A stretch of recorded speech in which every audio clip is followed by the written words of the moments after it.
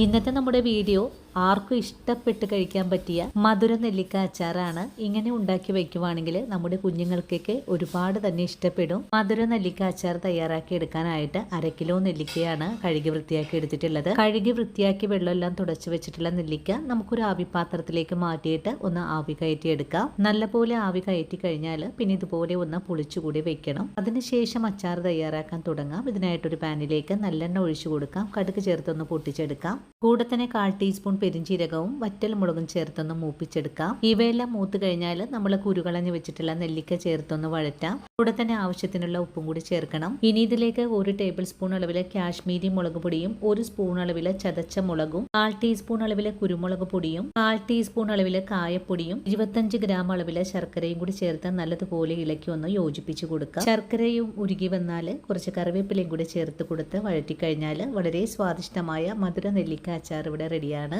ഇങ്ങനെ ഉണ്ടാക്കുവാണെങ്കിൽ എല്ലാവർക്കും ഒരുപോലെ തന്നെ ഇഷ്ടമാകും. വീഡിയോ കാണുമ്പോൾ ഇഷ്ടപ്പെടുവാണെങ്കിൽ തീർച്ചയായിട്ടും ചേച്ചി ഒന്ന് സപ്പോർട്ട് ചെയ്യാൻ മറക്കല്ലേ.